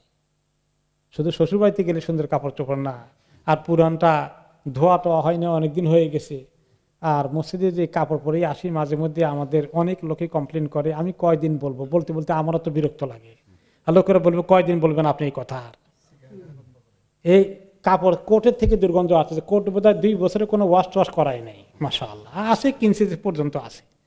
আমি সৌদি আরবে যখন ছিলাম দেখেছিলাম যে ওই কিছু, নাম বলতে চাই না, কোনো একটা আরব দেশের, গরিব আরব দেশের লোকেরা সৌদি আরবে কাজ করে। তারা কি করে জানেন? সহজে গোসলও করে না, কাপড় চোপড়ও সহজে ধোয় না। তো মাঝে মধ্যে ওই বাজারের মসজিদে গেলে দেখতাম যে কাপড় নতুন করে কিনে আনি 10 রিয়াল দিয়ে, 20 রিয়াল দিয়ে, একটু কম দামের কিনে এটাকে 2-3 মাস পরে, আর ধোয়া টোয়া নাই কারবার। গোসল করে ওই কাপড় ওটাকে নতুন একটা কিনে নিয়ে আসে, ওই কাপড় এটাকে ওখানে রেখে যায়, ও নতুনটা পরে বাইরে বাথরুম থেকে। এরকম কিছু মানুষের খাসরত আছে যে আমাদের এই যে গায়ের কোটগুলো আছে এগুলো নিয়মিত ওয়াশ করাইতে হয়, না করলে গন্ধ হয়ে যায় গায়ে দিতে। এরপরে অনেক সময় দেখা যায় এদেশে ছোট ঘরে থাকি আমরা, ঘরের মধ্যে আমাদের তেল ঝাল পাকানো যা দুরবস্থা, মশলা টসলার কারি টারি যা আছে সবগুলো গোস্তের গন্ধ, মাছের গন্ধ সব কোটের ভিতরে ঢুকে, সব ঢুকে। সুবহানাল্লাহ। মাঝে মধ্যে আপনি মসজিদে গেলে, আমার লোকাল মসজিদ দেখি যে পাশে যিনি দাঁড়িয়েছেন ওনার কোট থেকে মনে হয় মাছের গন্ধ আসতেছে, নিশ্চয়ই আজকে মাছের কারি পাকানো হয়েছে। সুবহানাল্লাহ। এইভাবে কোটটাও ঠিক ওইখানে রাখা ঠিক না। আমি দেখবার এরকম হয়েছে যে আমি অনেক সময় বাইরে আসবো, কোট গায়ে দিয়েছি, কিচেনে গিয়েছি, রাস্তায় এসে দেখেছি কোট থেকে গন্ধ আসতেছে। মানে এই সমস্ত দেশে হলো কি, আমাদের দেশে এগুলো ফিল করি নাই, তাই না? এখানে হয় কি সব দরজা জানালা বন্ধ, ছোট ছোট জায়গা, বাতাস যাওয়া আশা করে ক্লিন করে না। এই জন্য মসজিদে আসার সময় গায়ের কাপড়টা আসলে কতদিন পরে ধুলাম, কি অবস্থায় কোথায় রেখেছি, এগুলো খেয়াল করা এত জরুরি। আর মুখের গন্ধ যদি বলেন সেটা তো কোনো শেষ নাই, এটা বলতে খুব খারাপ লাগে। এরপরে যারা ধূমপান করেন, সিগারেট খান, আল্লাহ তাদের কাছে কি মজা করে ধূমপান করে তারা, কিন্তু বাকিদের যে কি আযাব হয়ে যায় তাদের পাশে দাঁড়িয়ে নামাজ পড়তে গেলে, তারা সুবহান রাব্বিয়াল আলা পড়তেছে, আপনার জান শেষ। মাঝে মধ্যে আমি বলি যে মানে কোনো রকমই পারা যাচ্ছে না, কি নামাজ ছেড়ে দেব না কি করব, শেষ পর্যন্ত এই সুন্নতি হাত রাখতে পারি না, এক হাতের দিয়ে নাক ধরা লাগে, পড়াই যাচ্ছে না নামাজ। নবী করিম সাল্লাল্লাহু আলাইহি ওয়াসাল্লাম এই সমস্ত ক্ষেত্রে, মসজিদে আসার ক্ষেত্রে এত তাকিদ করেছেন, মিসওয়াক করতে বলেছেন, নামাজের আগে ইনফাসাদ করতে বলেছেন। তারপরে তিনি ওমর রাদিয়াল্লাহু আনহু বলতেন কাঁচা পেঁয়াজ কাঁচা রসুন খেয়ে এসো না, তো কাঁচা পেঁয়াজ কাঁচা রসুন খেয়ে মসজিদে আসতে নিষেধ করেছেন। তার তুলনায় ধূমপান, এটা কি আরো অবস্থা কাহিল না? কয়েক গুণ খারাপ অবস্থা। এটা করে যারা আসেন, অনেককে দেখি যে আস্তে আস্তে টানতে টানতে মসজিদের গেট পর্যন্ত আসেন, তারপরে ফেলে দিয়ে এরপরে মসজিদে ঢুকেন, কুলিটাও করে আসেন না। লা হাওলা ওয়ালা কুওয়াতা ইল্লা বিল্লাহ। এত দুরবস্থা এই মুসলিম উম্মার। কোন নবী কোন জাতির কাছে পাক পবিত্রতা পরিচ্ছন্নতার এত খবর আছে বলেন? এই জাতির কাছে এত সুন্দর খবর, কোরআন হাদিসের এত সুন্দর সুন্দর সুস্পষ্ট নিদর্শনগুলো থাকার পরে, নির্দেশিকা থাকার পরে এই জাতি যদি অপরিচ্ছন্ন থাকে, তাদের শরীর থেকে দুর্গন্ধ আসে, মুখ থেকে দুর্গন্ধ আসে, কাপড় চোপড় তারা ঠিক মতো পরিষ্কার পরিচ্ছন্ন করে না। আর তহুরু শাত্রুল ঈমান, এই পবিত্রতা পরিচ্ছন্নতাকে ঈমানের কদ্দুর বলা হয়েছে, অর্ধেক বলা হয়েছে, ঈমানের অর্ধেক বলা হয়েছে। আল্লাহ তাআলা আমাদের উম্মতকে এই পরিচ্ছন্নতার দিকে নিয়ে আসুন। তো তিনি বললেন আল্লাহ তাআলা যে খুযু যিনাতাকুম ইনদা কুল্লি মসজিদ, যে যখন কোনো মসজিদ তোমরা যাও, প্রত্যেকটি মসজিদেই তোমরা সুন্দর কাপড় চোপড় পরিধান করে যাও। খুব দামি হওয়া লাগবে নট নেসেসারিলি, আপনার গায়ের কাপড়টার দাম কম আছে অসুবিধা নাই, কিন্তু একটু পরিষ্কার হওয়া, দুর্গন্ধ যেন না থাকে, পাক যেন থাকে, এগুলো। আর ওয়াকুলু ওয়াশরাবু ওয়ালা তুসরিফু, আর হে আমার বনি আদম, আদম সন্তানগণ, তোমরা কি করো? পান করো, খাও, কিন্তু অপব্যয় করো না, অপচয় করো না। ইন্নাহু লা ইউহিব্বুল মুসরিফিন, নিশ্চয়ই আল্লাহ অপচয়কারীদেরকে, অপব্যয়কারীদেরকে অপছন্দ করেন, তাদেরকে তিনি পছন্দ করেন না। তা আপনার লিস্টটা আল্লাহর পছন্দের তালিকায় থাকবে না আল্লাহ তাআলার অপছন্দের তালিকায় থাকবে বলেন তো? পছন্দের তালিকায় থাকতে হবে। তাহলে আমাদের পাক পবিত্রতা পরিচ্ছন্নতা, দেখেন দুটো কথা আছে, পবিত্রতা এবং পরিচ্ছন্নতা দুটো আলাদা জিনিস, তাই না? আপনার কাপড় যদি 3 বছরও না ধোন, এখানে কোনো নাপাকি লাগে নাই, এখনো পাক আছে, কিন্তু পরিচ্ছন্ন আছে, পরিচ্ছন্ন থাকলো না, এটা দুর্গন্ধ হয়ে গেছে। পরিষ্কার পরিষ্কার পরিচ্ছন্নতাও অ্যাড করতে হবে, দুটোই থাকতে হবে। তো আল্লাহ তাআলা পছন্দ করবেন আপনাকে যদি আপনার কাপড় চোপড় পরিষ্কার পরিচ্ছন্ন থাকে, পাকও থাকে। আর যে আদারও হয়ে যায়, আপনি আল্লাহ তাআলার অপছন্দের লিস্টে চলে গেলেন। আমরা কেউ তা হতে চাই না। আরেকটি কোরআনে আয়াতে সূরা গাফির 43 নম্বর আয়াতে আল্লাহ তাআলা বলছেন, ওয়া আন্নাল মুসরিফিনা হুম আসহাবুন নার। আর যারা মুসরিফুন, অপব্যয়কারী অপচয়কারী, তারা হচ্ছে জাহান্নামের সাথী। মুফাসসিরিনদের ব্যাপারে হচ্ছে শয়তানের ভাই। এখন এই আয়াতে বলা হচ্ছে তারা হবে জাহান্নামের সাথী, জাহান্নামের অধিবাসী, যারা অপচয় করে অপব্যয় করে। খবরদার, বিয়ে শাদীর ব্যাপারে সাবধান সাবধান। বখিলি করার দরকার নাই, কিন্তু অপচয় এবং অপব্যয় এগুলো থেকে দূরে থাকতে হবে। হাদিসে রাসূলুল্লাহ সাল্লাল্লাহু আলাইহি ওয়াসাল্লাম বলেছেন, কুলু ওয়াশরাবু ওয়ালবাসু ওয়া তাসাদ্দাকু ফি গায়রি ইসরাফিন ওয়ালা মাখিলা।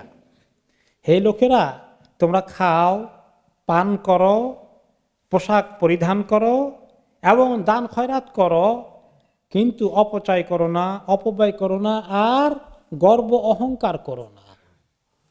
কাপড় চোপড়ে অনেক সময় গর্ব অহংকারের সুযোগ সুবিধাও আছে। দামি ব্র্যান্ডের কাপড়, খুব ব্র্যান্ডের জন্য অনেক টাকা দেওয়া কেনার একটা টেন্ডেন্সি অনেকের মধ্যে আছে। একেবারেই হারাম হবে না মোটামুটি যদি সীমা লঙ্ঘন না করেন, কিন্তু এই ক্ষেত্রে অনেকেই সীমা লঙ্ঘন করে ফেলেন। আরেকটি হাদিসে এই লাইনে তিনি বলেছেন, সহিহ বুখারীতে এসেছে, কুল মা শি'তা ওয়ালবাস মা শি'তা মা আখতাআতকা ইসনাতান। দেখো হে উম্মত, তুমি চাও, যা খাইতে চাও হালাল তরিকায় খাও, তুমি খাও। মনে চায় কোনো সময় একটু দামি খাবার খাইতে মনে চেয়েছে, খাও। একটু খাবারটার দাম বেশি, এটা একটু তোমার চাহিদা হয়েছে, মনে খাইতে চেয়েছে, এর জন্য কোনো গুনাহ হবে না। ওয়াল বাস মাসে এটা এমনকি তোমার সামর্থ্য আছে, একটু দামি কিনছ, কেউ জুতা কিনবে 20-30 পাউন্ড দিয়ে, কেউ কিনবে 70 পাউন্ড দিয়ে, 80 পাউন্ড দিয়ে, ঠিক আছে, তার টাকা পয়সা আছে, কিনুক। হয়তো এটা সরাসরি অপব্যয় অপচয় বা গুনাহ হয়তো হবে না, কিন্তু এক্ষেত্রে দুটো জিনিস, মা আখতাআতকা ইসনাতানি, দুটো মিস্টেক যেন তোমার দ্বারা না হয়, দুটো মিস্টেক যেন না করো। একটা হচ্ছে সারাফুন আর একটা মাখিলাতুন। সারাফ হচ্ছে অপচয় অপব্যয়, আর মাখিলা হচ্ছে গর্ব অহংকার। এই দুটো জিনিস যদি না থাকে, তোমার খাওয়া দাওয়া চলাফেরার মধ্যে কোনো সময় একটু কম দামি হবে, কোনো সময় বেশি দামি হতে পারে, মানুষের ব্যক্তির স্ট্যাটাস অনুযায়ী সেটা হতে পারে। এখন মনে করেন আবার অত্যন্ত ধনী মানুষ একেবারে গরিবের দামের কাপড় চোপড় পরুক, এটাও আল্লাহ তাআলা পছন্দ করেন না। এক সাহাবী বেশ ধনী ছিলেন, ওনার গায়ের কাপড় চোপড় একদম ফকিরদের মিসকিনদের মতো। তো নবী করিম সাল্লাল্লাহু আলাইহি ওয়াসাল্লাম বলেন, আল্লাহ তাআলা তোমার কোনো খায়ের দৌলত মাল দৌলত দেয় নাই কিছু? আল্লাহ তাআলা যথেষ্ট দিচ্ছে, আমার এরকম বিশাল ছাগলের পাল উটের পাল আছে, তো তাহলে তোমার এই দুরবস্থা কেন? আল্লাহ তাআলা কাউকে কোনো নিয়ামত দিলে সেই নিয়ামতটা সে ক্যারি করছে, এটা আল্লাহ দেখতে পছন্দ করেন, যে আমার বান্দা আমার নিয়ামতকে নিজের শরীরে লাগাচ্ছে। তো এই জন্য যারা আলহামদুলিল্লাহ মোটামুটি ভালো অবস্থায় আছে, তারা একটু দামি পড়বে, তাতে অসুবিধা নাই, কিন্তু সেক্ষেত্রেও একটু সীমা মেনটেন করতে হবে। আপনি দান খয়রাত মোটেই করবেন না, খালি দামি পড়ে পড়ে বলবেন যে হাদিস তো পেয়ে গেছি যে আল্লাহ দিলে বেশি করে পড়া যায়, কোনো অসুবিধা নাই, আল্লাহ খুশি হন, কিন্তু দান করতে গেলে 3 পয়সা বাইরে হয় না, তাহলে হলো না। ব্যালেন্স করতে হবে।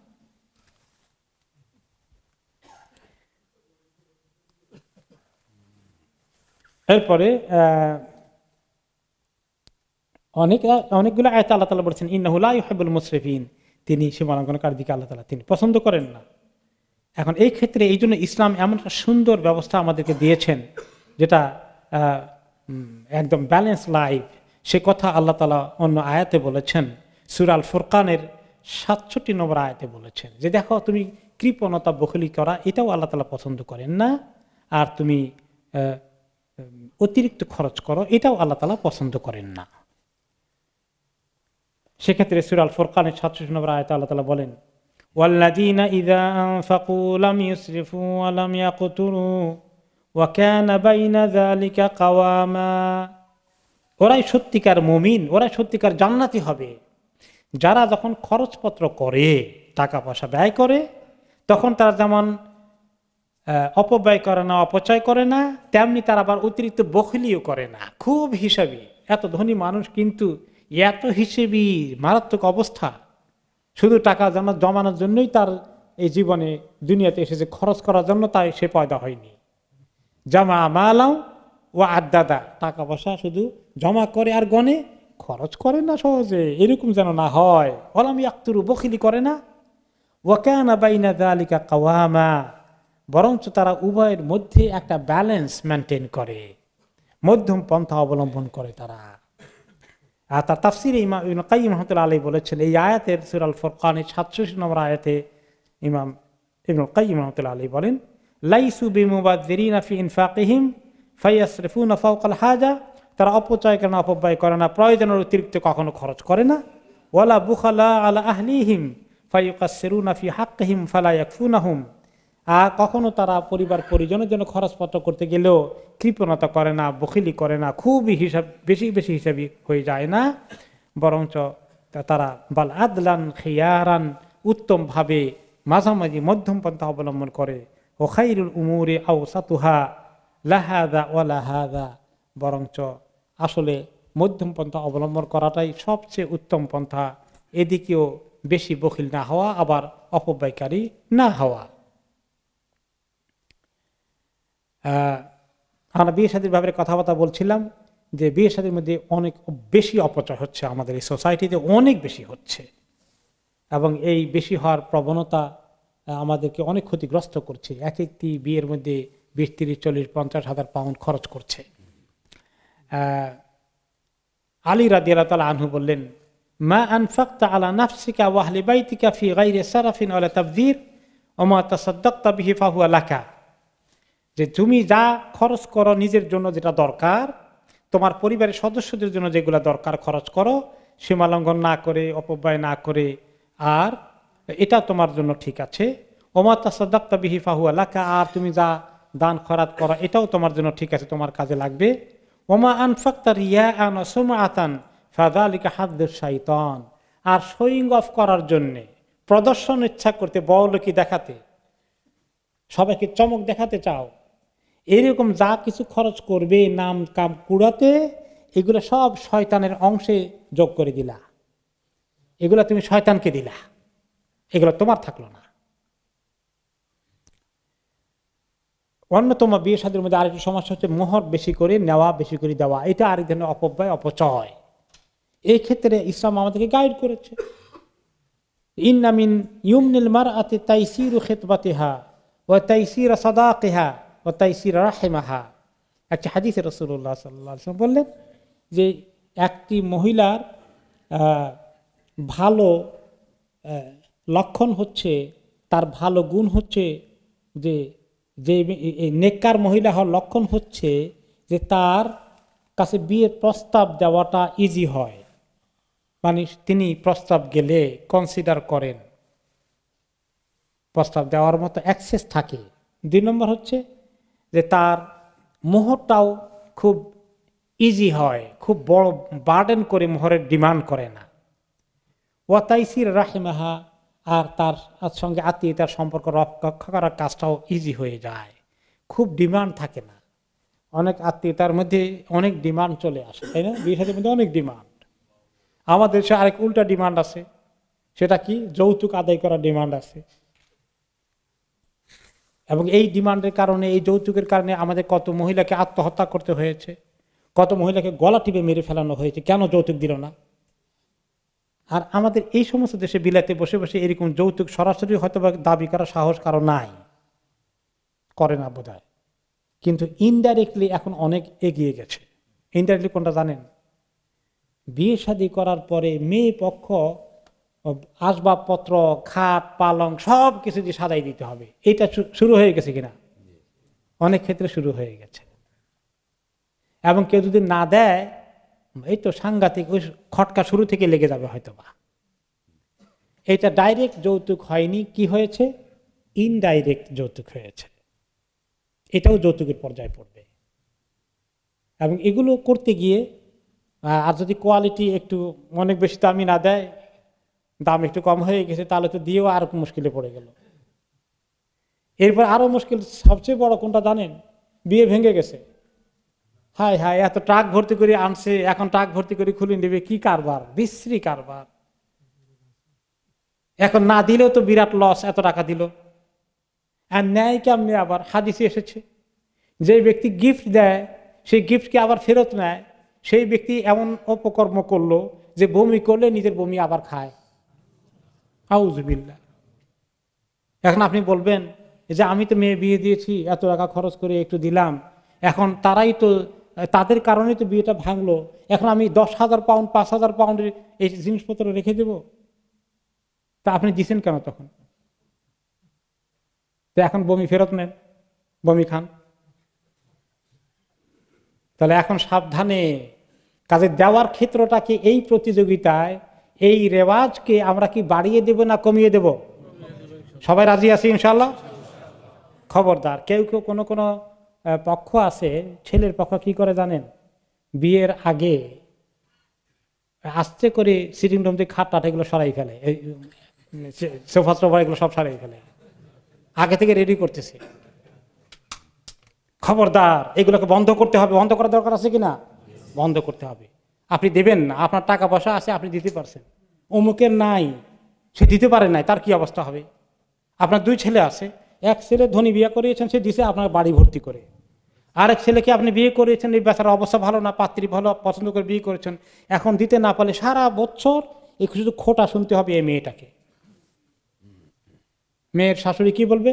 অমুকের, আমার বড় ছেলের বিয়েতে এত কিছু দিল, তোমার বাবা দেখি কিছু দিল না। এইটা নিয়ে তো লগে যাবে গন্ডগোল। সম্পর্ক কিভাবে নষ্ট হয় দেখছেন? শয়তান যে কত ফাঁক ফোকর তৈরি করেছে আমাদের জন্য। আমরা ফাঁক ফোকরগুলো যে পাড়া দিতে দিতে আমরা ক্ষতিগ্রস্ত হয়ে যাচ্ছি। এই কথাগুলো ঠিক আছে কিনা? নাই অন্যায় কিছু বললাম? যারা তারা বিয়ে করানোর চিন্তায় আছেন, মনে করেন আমাদের ঠকাই দিচ্ছেন কিনা ইমাম সাহেব। শোনেন, এই বদ রেওয়াজ চালু করবেন না। এই বদ রেওয়াজকে উঠিয়ে দেন। আপনি বলেন যে আমাকে কিচ্ছু দিতে হবে না।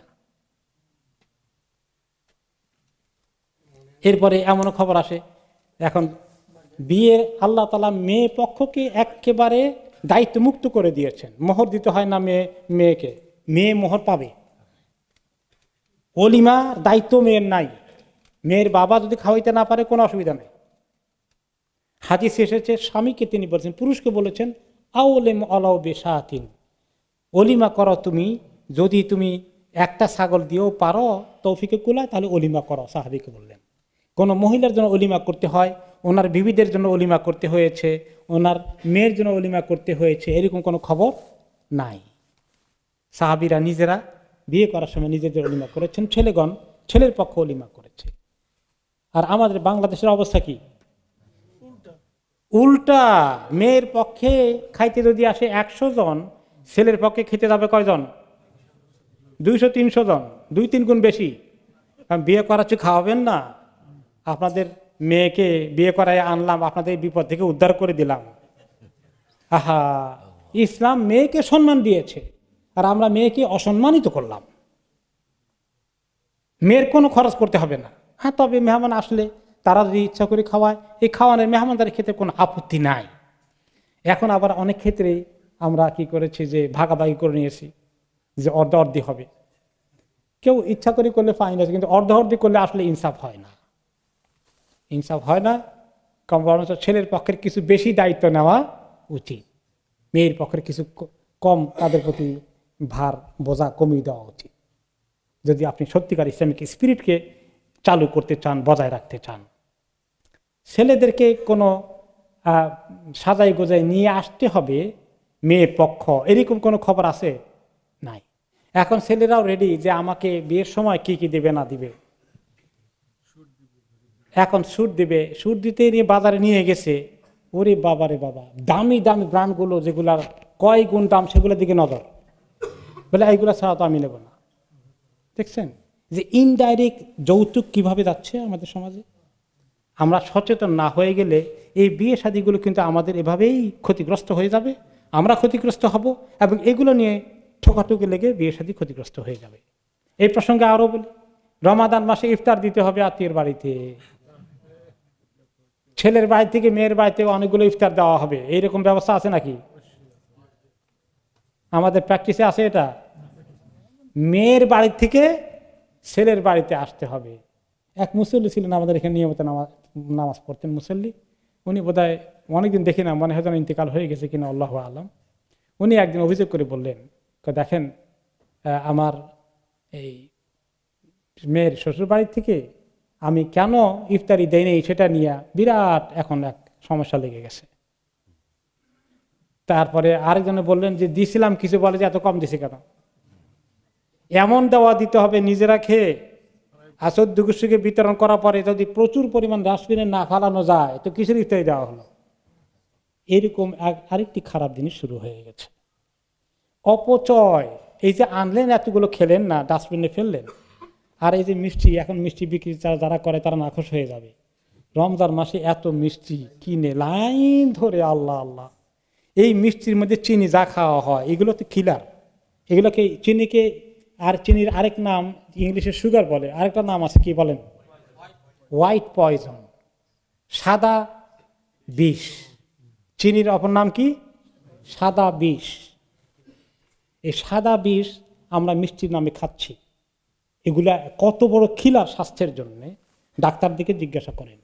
যত রোগ হয় আমাদের, রোগ বাড়ে, এর পিছনে অন্যতম একটা বড় ডাকাত বসে আছে, সে ডাকাতের নাম চিনি। এই মিষ্টি, জিলাপি যা কিছু হয় এগুলো দিয়ে বানানো হয়। আমাদের মিষ্টির দোকানদার যে কি অবস্থা হবে আল্লাহ ভালো জানেন। আপনারা বিকল্প চিন্তা করেন কত বাড়াতে পারেন। আপনাদের স্বার্থের তুলনায় উম্মতের স্বার্থের অনেক দরকার আছে। আহারে কত মানুষ স্বাস্থ্য নষ্ট হয়ে যাচ্ছে। তো আল্লাহ তাআলা আমাদেরকে এই এত সুন্দর একটা দিন দিয়েছেন, প্রত্যেকটি বিষয়ে তিনি আমাদেরকে গাইড করেছেন এবং সুন্দর সুন্দর কথা বলেছেন। বলছিলাম মহিলাদের মোহরের ব্যাপারে আরেকটি হাদিসে মুসনাদ আহমদ এসেছে, রাসূলুল্লাহ সাল্লাল্লাহু আলাইহি ওয়াসাল্লাম বলেন, আযামুন নিসাই বারাকাতান আইসারুহুন্না মাউনাতান। ওই মহিলাকে আল্লাহ তাআলা বেশি খায়ের বরকত দেবেন যে মহিলাকে বিয়ে শাদী করতে, বিয়ে শাদীর পরে তাকে সংসারে রাখতে স্বামীর উপরে বার্ডেন হয় না, তার ডিমান্ড খুব হাই থাকে না। এই মহিলার মধ্যে আল্লাহ তাআলা সবচেয়ে বেশি বরকত দান করেছেন। আমাদের মেয়েদেরকে এইভাবে ট্রেনিং দিতে হবে, এইভাবে গড়ে তুলতে হবে যে দেখো বিয়ের মধ্যে এত দামি লেহেঙ্গার কোনো দরকার নেই, একটি রাত্র একটি দিন পড়বে মাত্র, তার দাম কয়েক হাজার পাউন্ড। কি দরকার আছে এই জিনিসের? ইসলামী তারবিয়া, ইসলামী কালচারের এই এবং আকীদার, এগুলো আমাদের মেয়েদের মাথায় ঢুকাতে হবে।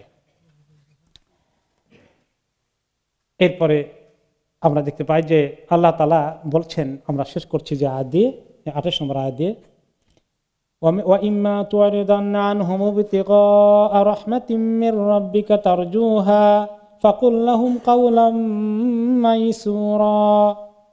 আর তুমি যদি কখনো তোমার কাছে এই গরিব লোকগুলো আসে, আত্মীয় স্বজন আসে, মিসকিনরা আসে, এগুলো সাবিল লোকেরা চায়, কিন্তু এই মুহূর্তে তোমার দেওয়ার কোনো ক্ষমতা নেই, তুমি দিতে অপরাগ তোমার কাছে নেই, তারা চাচ্ছে, তারা মনে করছে অনেক আছে, আসলে নেই তোমার কাছে।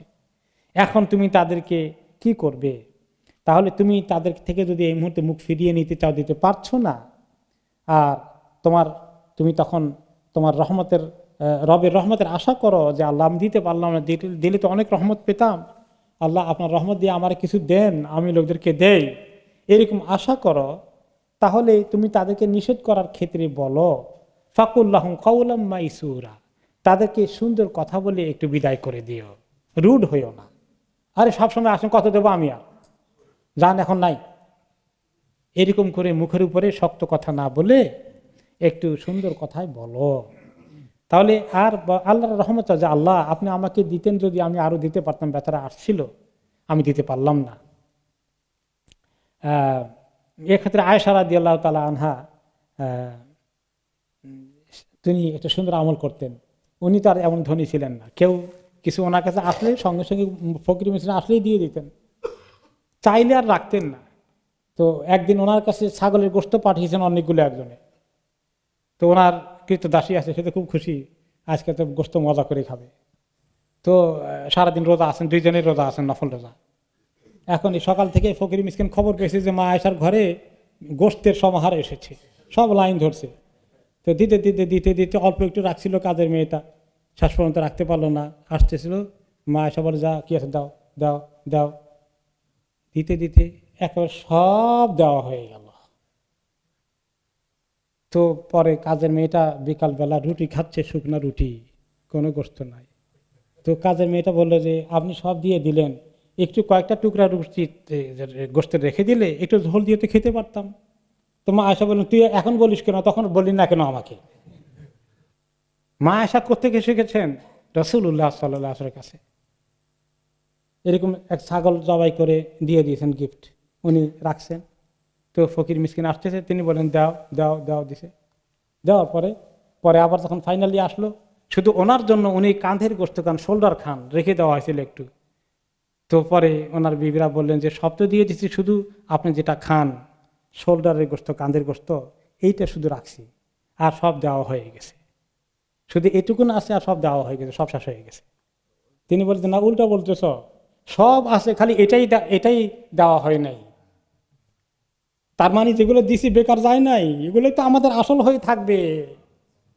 এটা আমাদের খাইয়ে ফেলবে, শেষ হয়ে যাবে, এটা তো থাকলো না, থাকবে তো ওগুলো। তো এই তালিম পেয়েছেন, মা আয়েশা শিখতে পারলেন, আর আমরা কি একটু শিখবো না? তো এইভাবে ফকির মিসকিনকে যখন তিনি মোটেই কিছু দিতে পারতেন না, তখন তিনি তাদের জন্য বলতেন, দোয়া করতেন যে তোমরা দোয়া করো আল্লাহ তাআলা যেন আমাদেরকে একটু বেশি করে দেয়, তাহলে ইনশাআল্লাহ আমরা তোমাদেরকে যেন বেশি করে দিতে পারি, আমাদের আসলে এই মুহূর্তে কিছু নাই। তো এই সুন্দর করে বলো, দিতে না পারলে রুড হইও না, তুমি কর্কশ ভাষা ব্যবহার করো না, দুর্ব্যবহার করে তাড়িয়ে দিও না, বরঞ্চ আশা করো যে আল্লাহ তাআলা যেন দেন, তুমিও দোয়া করো আমরা আল্লাহর কাছে চাই যে আল্লাহ আমাদেরকে একটু দেন বেশি করে, মানুষকে যেন আমরা দিতে পারি। এই জন্য আমাদের দেশে একটা সৌজন্যতা মানুষের শিখেছে কি, ফকির মিসকিন চাইলে কি বলে, না দিতে পারলে কি বলে, আল্লাহ এত সুন্দর করে বলেন না, মাফ করেন মাফ করেন। তো এটা কাউলাম মাইসুরা, সুন্দর ভাষা, ইজি ল্যাঙ্গুয়েজে সুন্দর করে বলো, এটা বলা হলো মাফ করেন, এটা বলা হলো না যে সরি দুঃখিত, আসলে এই মুহূর্তে দিতে পারছি না, আমার কাছে আসলে নাই এখন, ইনশাআল্লাহ আল্লাহ তাআলা তৌফিক দিলে নেক্সট টাইমে আল্লাহ তাআলা যেন দেওয়ার তৌফিক দেয়, আমি সে আশা করছি, তুমি দোয়া করো। এইভাবে করে বলার জন্য আল্লাহ তাআলা নিজে শিখিয়ে দিচ্ছেন আমাদেরকে। এই উম্মতকে এত সুন্দর কথাগুলো আল্লাহ তাআলা বলেছেন, তাই না? এগুলো যদি আমরা আমাদের জীবনে অ্যাডপ্ট করি, আমাদের জীবনে গ্রহণ করি, এক্সারসাইজ করি, প্র্যাকটিস করি, তাহলে আমাদের জীবন কত সুন্দর আলোকিত হয়ে যাবে, সমাজ কত আলোকিত হবে, একটা সুন্দর সমাজ গড়ে উঠবে। এইটাই তো ইসলাম আমাদেরকে উপহার দিয়েছিল। আল্লাহর এই উপহার আমরা পেয়েছি, কিন্তু আমরা কি সেই উপহারের সদ্ব্যবহার করছি, সেটাকে আমল করছি? আল্লাহ তাআলা আমাদের এই মুসলিম মিল্লাতকে ইসলামের এই সুন্দর জিনিসগুলোকে আমল করার, অনুশীলন করার তৌফিক দান করুন।